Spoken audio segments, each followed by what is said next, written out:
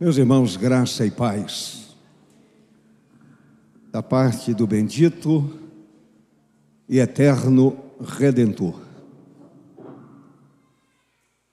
Por favor, abra a sua Bíblia no Evangelho segundo escreveu João.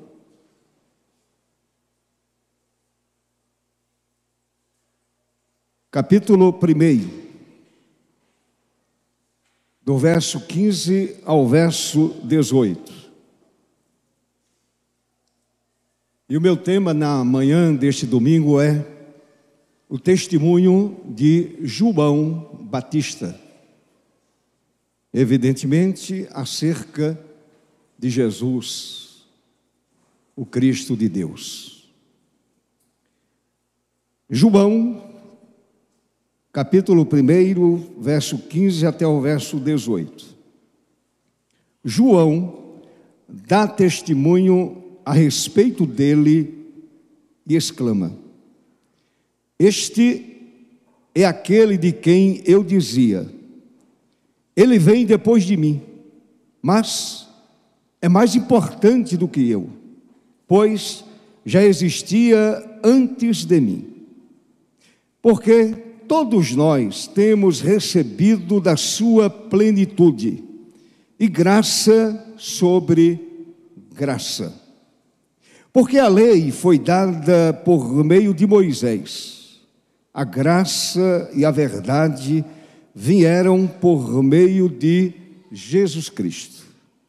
Ninguém jamais viu Deus, o Deus unigênito, que está junto do Pai, é quem o revelou.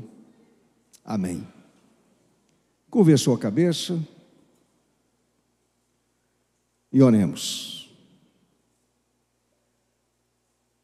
Senhor Deus, em nome de Jesus, e para a glória do Teu próprio nome, ilumina a nossa mente, a fim de que a palavra seja percebida por todos nós, entendida, e haja crescimento, edificação, exortação para o povo que chama pelo nome do Senhor. Usa-me apenas como instrumento em Tuas mãos, e esconde-me por trás da cruz do Teu amado Filho Jesus, que se deu por nós, que morreu no nosso lugar. Em nome dEle, oramos e agradecemos. Amém. Amém. Meus irmãos, João Batista é uma das pessoas mais relevantes nas páginas do Novo Testamento. João Batista é mencionado pelo menos 89 vezes nas páginas do Novo Testamento. Jesus citou João Batista muitas vezes. Portanto, uma pessoa importante, relevante para a história da redenção, para a história bíblica. Outra coisa a respeito de João Batista. João Batista teve a honra, o privilégio de apresentar Jesus ao povo de Israel. Essa honra foi dada por Deus a João Batista, apresentar o Logos eterno ao povo de Israel. A gente sabe o que aconteceu. Eu não vou discorrer sobre isso, sobre a rejeição do povo de Israel.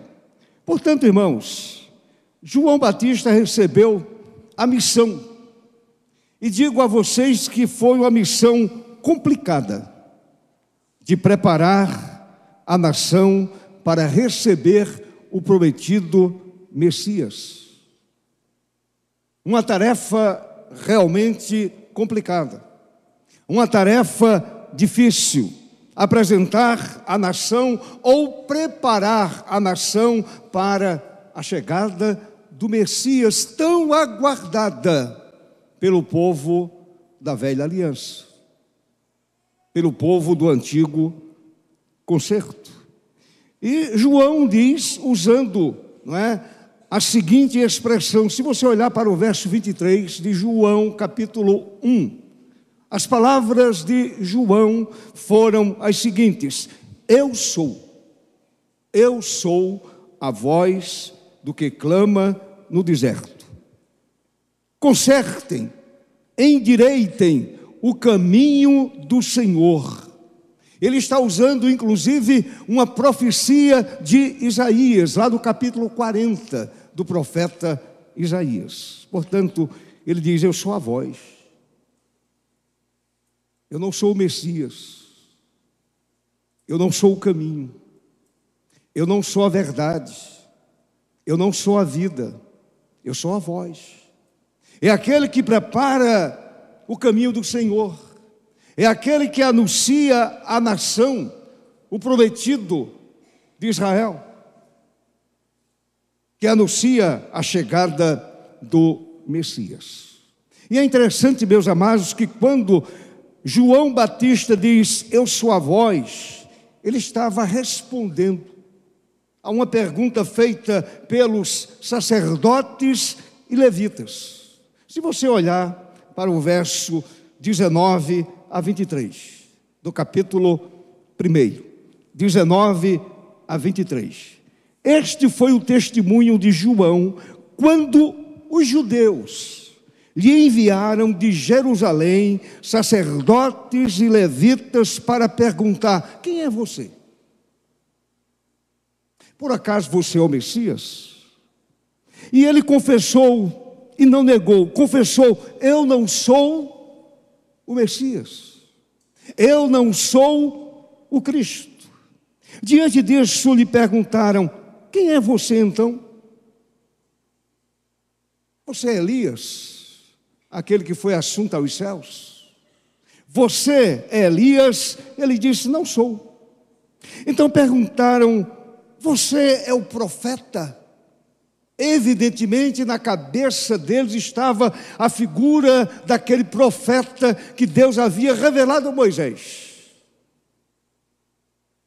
Você é o profeta? Ele respondeu: não, não sou aquele profeta prometido inicialmente a Moisés, não sou.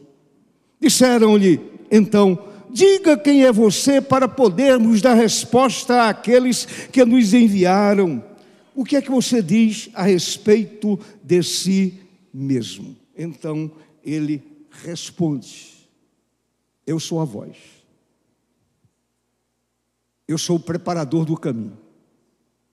Eu sou aquele que vai tirar as arestas.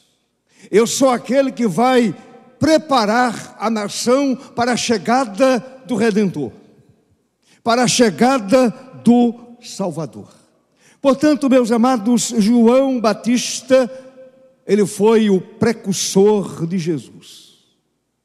Isto é, aquele que veio preparar o caminho do Senhor. Aquele que veio preparar o caminho do Redentor. Aquele que veio preparar o caminho daquele que seria o Salvador do homem arrependido. Eu não sou o profeta. Eu não sou Elias, eu não sou o Messias, eu não sou o Cristo, eu sou apenas uma voz que prepara o caminho para a chegada do Salvador. Meus amados, João, e aqui eu falo do escritor João, que escreveu este evangelho. João, o discípulo amado, apresenta um resumo. Escreveu um resumo da pregação de João Batista sobre a pessoa bendita, maravilhosa de Jesus. Ele apresenta o Senhor Jesus. E conforme o registro de João, Batista faz 3 declarações grandes e fundamentais acerca de Jesus. 3 revelações, 3 declarações importantes, fundamentais para a minha fé e para a sua fé, para a minha convicção e para a sua convicção. Primeiro, ele diz que Jesus é eterno. Jesus é eterno. Segundo, ele afirma que Jesus Cristo é pleno de graça e de verdade. Terceiro, ele diz que Jesus Cristo revela Deus. Compreenderam a dimensão do testemunho de João Batista? A dimensão teológica, a dimensão doutrinária, a dimensão bíblica, uma revelação estupenda. Jesus Cristo é eterno. Segundo, Jesus Cristo é pleno de graça e de verdade. E em terceiro lugar, Jesus Cristo revela o Pai.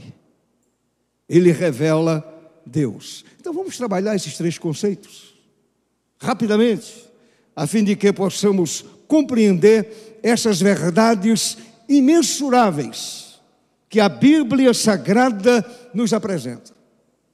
A Bíblia apresenta essas verdades que são grandiosas, tremendamente relevantes para a igreja, para a minha vida pessoalmente, para a sua vida pessoalmente, para a minha família, a sua família, para a igreja do Senhor, para o povo eleito de Deus, para o povo chamado das trevas para a luz, do caminho do inferno para o caminho da vida.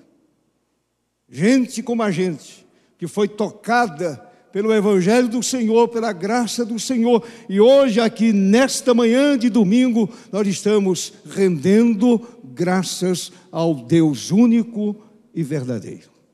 Amém, irmãos? Então vejamos, primeiro, Jesus Cristo é eterno.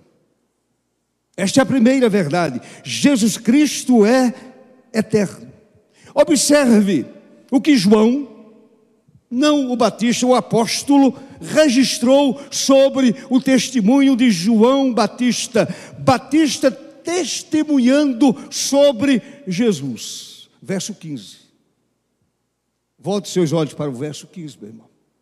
Está escrito assim: este é aquele de quem eu dizia, ele vem depois de mim, mas é mais importante do que eu, pois já existia antes de mim. Ele é muito mais importante, ele é diferente. Ele já existia antes de mim. Apenas um lembrete. Meu irmão, é claro que você lembra, Jesus nasceu 6 meses depois de João Batista. O Senhor Jesus nasceu 6 meses depois de João Batista, de maneira que essa afirmação se refere à pré-existência de Jesus. Se refere à eternidade de Jesus. Se refere à pré-existência de Jesus, não ao dia do seu nascimento. Como homem, o Verbo que se fez carne. Batista não está se referindo àquele dia quando Maria, a mãe de Jesus, deu à luz o homem Jesus, ou a criança, ou o bebê Jesus, que se transformou homem, se transformou em homem e depois aquele que seria o Salvador do mundo. Portanto, Batista está falando da pré-existência de Jesus. pré-existência de Jesus. Ele nasceu, João Batista, 6 meses antes de Jesus. Saiu lá do ventre de Isabel, a prima de Maria, que fora visitá-la. Lembram disso? E naquela visita, João Batista, que estava no ventre da mãe, quando ouviu a saudação, ele tremeu dentro do ventre. Alguém já disse que João Batista já foi cheio do Espírito desde o ventre materno. Quando ele ouviu a saudação, ele tremeu dentro do ventre de Isabel, sua mãe. Então, meus amados, João Batista estava falando de uma vida pré-existente, que estava com Deus, e era o próprio Deus. Volte de novo seus olhos para João capítulo 1. Nós vamos ler a partir do verso 1. E a Bíblia vai nos mostrar exatamente a eternidade do Verbo, a pré-existência de Jesus, o bendito, o eterno, o maravilhoso, Filho de Deus. A Bíblia diz assim: no princípio era o Verbo, e o Verbo estava com Deus, e o Verbo era Deus. Pré-existência de Jesus. Ele estava no princípio com Deus. Todas as coisas foram feitas por Ele, e sem Ele nada do que foi feito se fez. Na criação Ele estava presente. Lembram daquela palavra de Gênesis? Façamos o homem. No plural, façamos o homem. Então ele estava ali presente, todas as coisas foram feitas por ele, e sem ele nada do que foi feito se fez. A vida estava nele, e a vida era a luz dos homens. A luz resplandece nas trevas, e as trevas não prevaleceram contra ela. Houve um homem enviado por Deus, e o nome dele era João. Este veio como testemunha para testificar a respeito da luz. Jesus disse: eu sou a luz do mundo. Ele veio para testificar dessa luz. Eu sou a luz do mundo, disse Jesus. Ele não era luz, mas veio para dar testemunho da luz.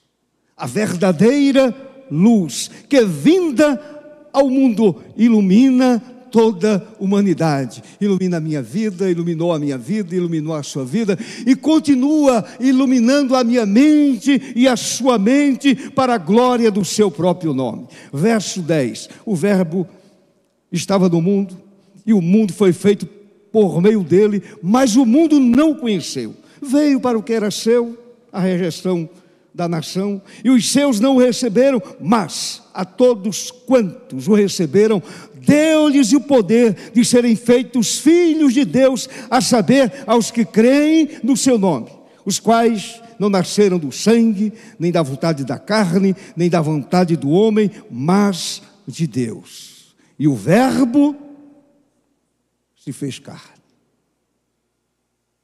Ele armou a sua tenda entre nós. E o Verbo se fez carne e habitou entre nós, cheio de graça e de verdade, e vimos a sua glória, glória como do unigênito do Pai. Amém, irmãos? Louvado seja o Senhor nosso Deus. Então vejam bem, gloriosíssimo é contemplar a glória de Deus na pessoa de Jesus. Contemplar a glória de Deus na face de Cristo Jesus. E a gente continua ainda contemplando a glória de Deus, a Shekinah de Deus no rosto de Jesus, nosso bendito e eterno Salvador. A glória de Deus no rosto do unigênito do Pai. Esta é a verdade bendita. E louvado seja o Senhor, que o Senhor abriu abriu os nossos olhos e através da revelação bíblica nós contemplamos a Shekinah de Deus, a glória de Deus no rosto de Jesus, nosso Salvador. Você pode dizer amém? Quem conhece isso vibra com Jesus. Quem entende esta verdade não pode continuar sendo o mesmo. Quem recebeu esta revelação bíblica não pode continuar sendo o mesmo crente acomodado. Quem compreendeu esta verdade tem uma vida piedosa, uma vida santa, uma vida produtiva para a glória do Senhor, uma vida cheia de esperança. Louvado seja o Senhor, que pela graça do Senhor, nosso Deus, recebemos da sua plenitude. Amém, meu irmão? Que coisa extraordinária. Que coisa extraordinária. E é claro que eu e vocês devemos continuar pedindo ao Senhor que essa plenitude da glória de Deus, ela aumente na vida da gente. É claro que a gente não pode absorver e jamais vamos absorver toda a plenitude de Deus. Tanto é verdade que a gente vai continuar conhecendo a glória de Deus, a plenitude de Deus. Conheçamos e prossigamos em conhecer o Senhor. Na eternidade, conheçamos e prossigamos em conhecer o Senhor, nosso Deus, conhecer a glória de Deus. Mas aqui, nós devemos pedir: Senhor, aumenta a nossa capacidade de compreensão, de entendimento, de raciocínio, olhando para a Tua palavra e crendo nela, absorvendo o que a revelação nos mostra. Segunda coisa, Jesus Cristo é pleno de graça e de verdade. Repito, Jesus, o nosso Salvador eterno, é pleno de graça e de verdade. Eu peço a você que volte seus olhos para o texto. Verso 16 e verso 17. João capítulo 1. Volte. Permita que o Espírito Santo ponha essa verdade no seu coração, na sua mente. Você vibre com ela. Glorifique a Deus com ela. Exalte o nome do Senhor. Tem gente que vibra com algumas revelações espúrias. Pulam de alegria com revelações espúrias. Mas não vibram, não pulam de contentamento quando olha para o verso 16 e verso 17 de João. Está escrito: porque todos nós temos recebido da sua plenitude, e graça sobre graça. Porque a lei foi dada por meio de Moisés, a graça e a verdade vieram por meio de Jesus, o Cristo de Deus, o Logos eterno, o Verbo que se fez carne. Então eu vibro com esta verdade. Eu glorifico a Deus lendo esta verdade fundamental para a minha fé, para a minha convicção. É importante destacar algo interessante, irmãos, que o verso 16 é uma continuação do verso 14. O verso 16 que acabamos de ler é uma continuação do verso 14, que diz assim: e o Verbo se fez carne e habitou entre nós, cheio de graça e de verdade. Por esta razão Jesus disse: eu sou a verdade. E a gente tem sido inundado pela graça. Nós estamos aqui por causa da graça. Nós somos salvos pela graça. Nós andamos pela graça. Nós temos vitória pela graça. Nós estamos fundamentados na verdade e na graça. Amém, meu irmão? Se fosse uma igreja pentecostal, a igreja estava pulando aqui.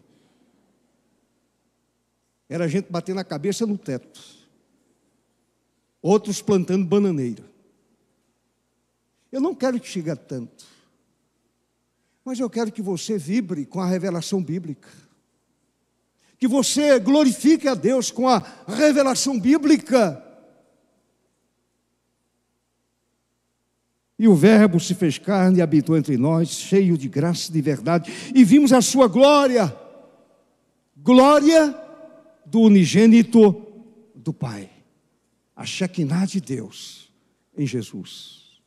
Então, meus amados, você e eu sabemos que a graça consiste no favor e na bondade de Deus. A graça consiste no favor e na bondade de Deus. Sabemos também que a graça é concedida àquele que nada merece. E nada pode fazer para ser digno dela. O que você fez para ser digno da graça?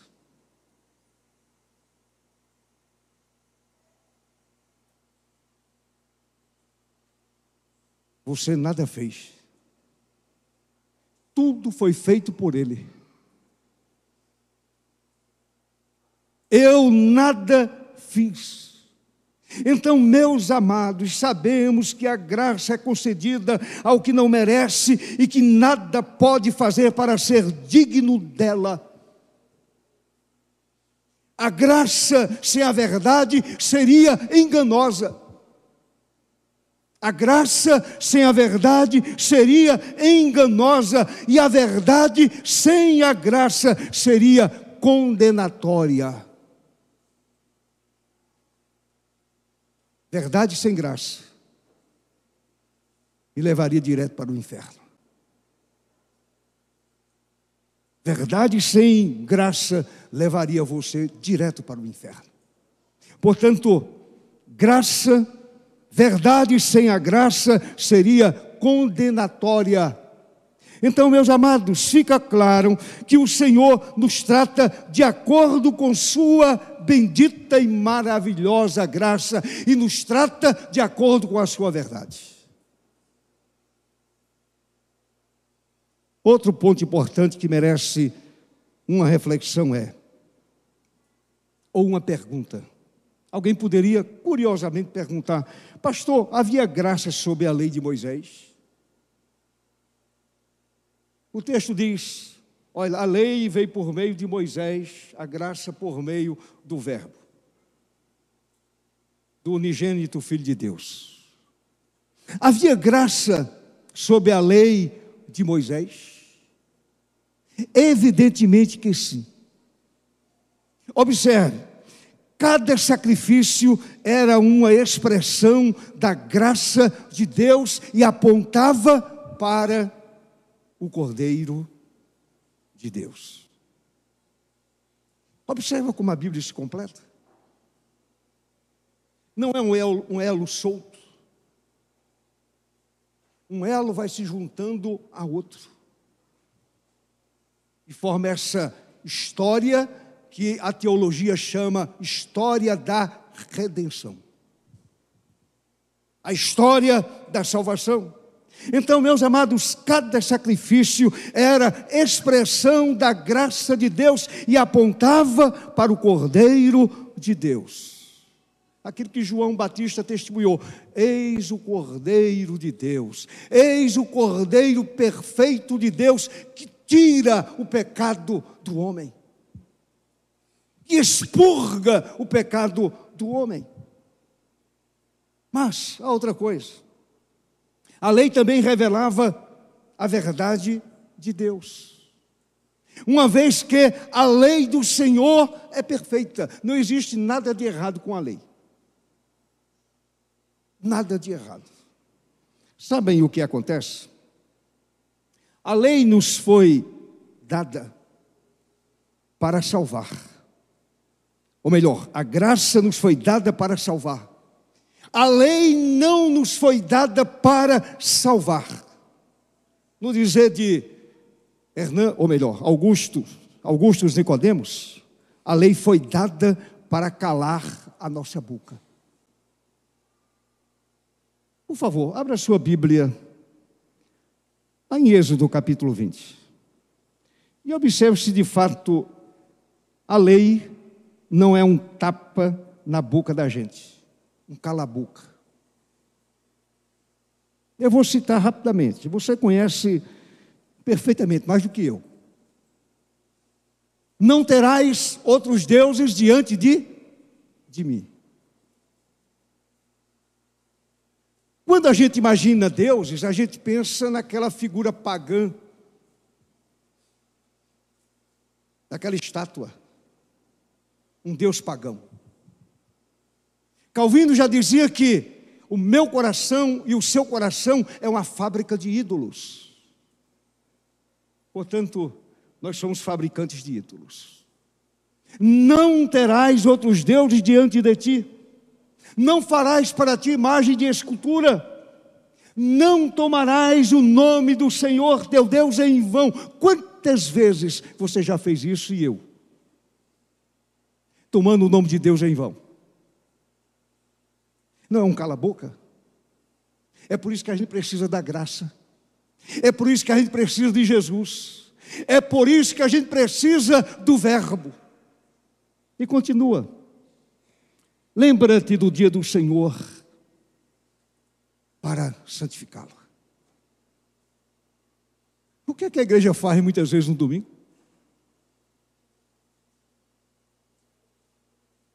A gente usa muitas vezes o domingo para recreação.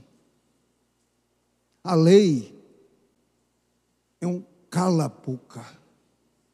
Você é pecador, um desgraçado pecador. Você quebra a lei de Deus constantemente, diariamente.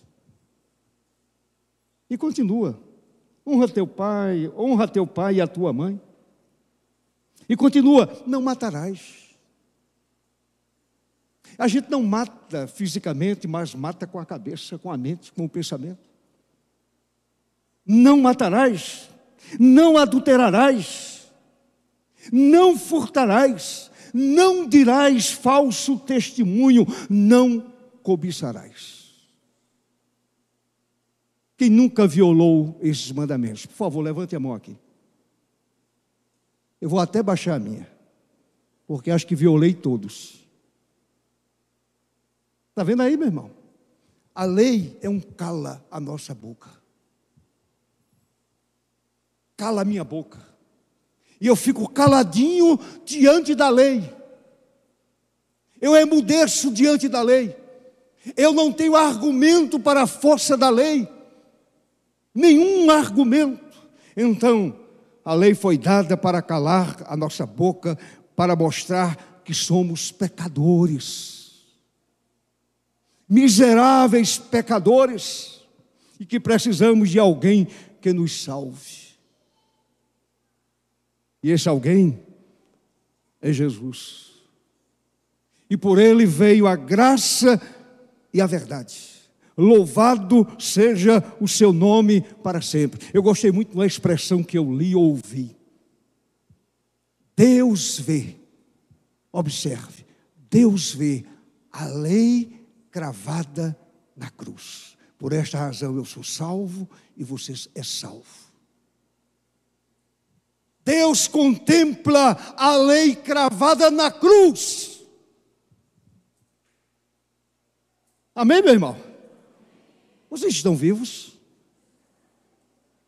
Misericórdia. Há poder no sangue de Jesus.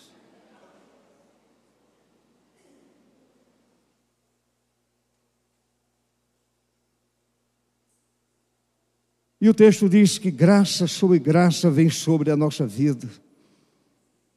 E essa graça sobre graça continua à disposição de todos os eleitos de Deus. Então, meus amados, o texto ensina que uma nova ordem havia iniciado com a encarnação do Verbo. Uma nova ordem havia iniciado, e que essa ordem substituía o sistema mosaico. Substituía a antiga aliança, a velha aliança. Agora somos salvos pela graça. Paulo diz isso lá em Efésios 2, 8 e 9. Pela graça sois salvos, mediante a fé, e isso não vem de vós, é graça de Deus. É bondade de Deus. É amor imensurável de Deus. É misericórdia de Deus.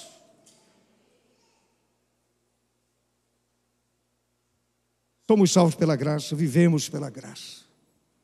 Lá em 1 Coríntios 15, 10, Paulo diz exatamente isso. Pela graça já não sou mais o que era. Eu sou agora o que sou pela graça. Eu consigo vencer o pecado pela graça. Eu consigo vencer o sistema mundano, nojento e pecaminoso pela graça de Deus. Pela graça eu sou o que sou, escreveu Paulo. E dependemos da graça do Senhor em tudo o que fazemos. Eu sou devedor da graça. E serei sempre devedor da graça. Em Cristo, meus amados, se encontra a plenitude de Deus. É em Jesus. É no eterno Filho de Deus. E essa plenitude foi estendida ao povo de Deus por meio de Jesus. Entendeu agora, meu irmão? Como a Bíblia é maravilhosa. Eu preparando essa mensagem, vibrando. E dando glória a Deus, louvando ao Senhor. Ah, graça bendita, Senhor. Graça maravilhosa. A graça é melhor do que a vida. Já está escrito na Bíblia. A tua graça me envolveu, a tua graça continua me envolvendo. Eu dependo da tua graça sempre. Eu dependo do Senhor. Eu dependo de Deus. Em terceiro e último lugar, Jesus Cristo revela Deus. Jesus Cristo revela Deus. Ninguém jamais viu Deus, nem pode vê-lo. Ninguém jamais viu, nem pode ver Deus. O apóstolo Paulo escreveu na primeira carta a Timóteo, está escrito assim no capítulo 6, verso 16. O único, que é Jesus, que possui imortalidade, que habita em luz inacessível, a quem ninguém jamais viu, falando de Deus, melhor dizendo, nem é capaz de ver, a Ele a honra e poder eterno. Ninguém jamais viu, nem pode ver a Deus. Aquele que possui imortalidade, que habita em luz inacessível, a quem ninguém jamais viu, nem é capaz de ver. A Ele, honra e poder eterno. Amém. Mas,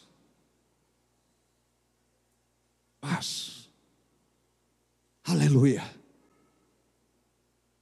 E aí eu louvo a Deus, eu glorifico a Deus, eu exalto a Deus, mas Jesus Cristo, o que é que Ele faz para a gente? Com a sua encarnação, Ele explica e interpreta Deus para nós. Eu vou repetir para que você guarde na sua mente. Nunca mais esqueça, meu irmão, Jesus veio a este mundo, o Verbo se fez carne, e Ele veio e explica e interpreta Deus para nós.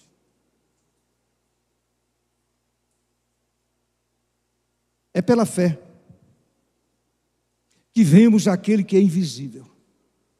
Pela fé em Jesus, que vemos aquele que é invisível. Por favor, olhe para o verso 18 de João 1.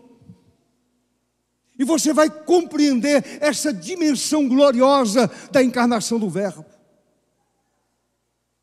João 1,18. Está escrito: ninguém jamais viu Deus, mas o Deus unigênito, aquele que estava junto ao Pai, aquele que está agora junto do Pai, é quem o revelou. Portanto, Jesus revelou Deus para a minha vida e para a sua vida. Jesus interpretou Deus para a minha vida e me explica quem é Deus. Louvado seja o Senhor, irmãos. Então Jesus Cristo revela Deus a nós. Sabem por quê? Porque lá em Colossenses 1, verso 15, Paulo escreveu a respeito de Jesus: Ele é o quê? A imagem do Deus invisível. Ele é a imagem do Deus invisível.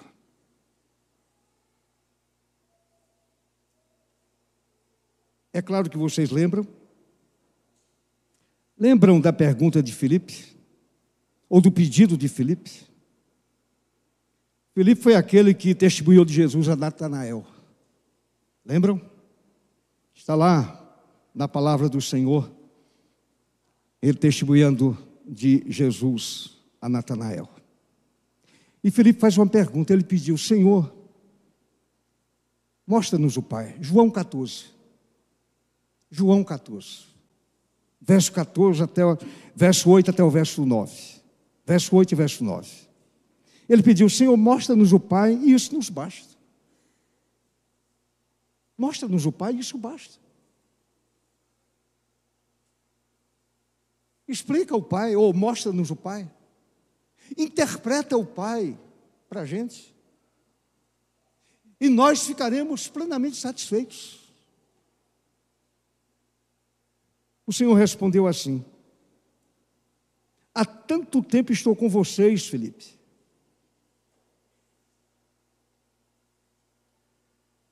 E você ainda não me conhece? Já faz um bom tempo que a gente caminha juntos. Faz algum tempo que a gente prega. E você ainda não me conhece? Quem vê a mim, vê o quê? Vê o Pai. Quem vê a mim, vê o Pai. Como é que você diz: mostra-nos o Pai? Eu e o Pai somos um. Jesus revela o Pai, Jesus interpreta o Pai para a gente. Ele explica o Pai para a gente. Eu e o Pai somos um. Então, meus amados, eu poderia dizer desta seguinte forma: Deus, na encarnação de Jesus, foi visto pelos homens. Amém? Deus, na encarnação de Jesus, foi visto pelos homens. Quem vê a mim, vê o Pai. Portanto, somente o Filho pode nos revelar o Pai. Somente Jesus. Mais ainda, é completamente impossível conhecer a Deus sem seu Filho Jesus Cristo. Então, alguma seita que diz: olha, somente Jeová. Aí eu digo: é impossível conhecer e entender Deus sem seu Filho Jesus Cristo. Quem vê a mim, vê o Pai. Eu e o Pai somos um. E para concluir, irmãos, já passei muito do meu tempo. Essas declarações sobre a pessoa bendita de Jesus ensinam, primeiro, a pré-existência do Logos, de Jesus, do Cristo de Deus, que estava com Deus, que era o próprio Deus, Deus de Deus. Amém, irmão? Deus de Deus. Segundo, a glória de Moisés foi simbólica, contida em ritos, cerimônias, estatutos, símbolos e sombras.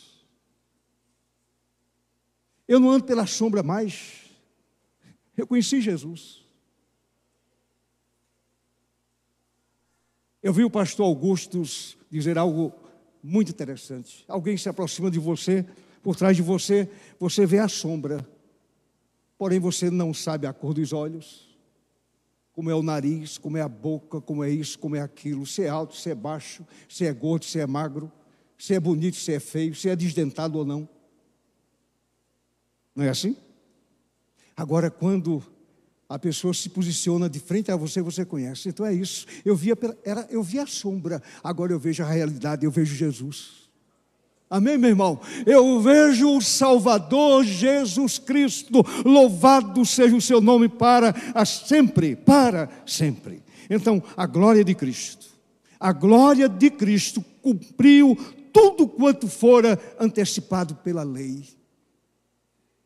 Aquela sombra agora se torna realidade. Terceiro, o Verbo encarnado de Deus é a revelação viva de Deus e se constitui o eterno revelador de Deus. Eu gostei disso.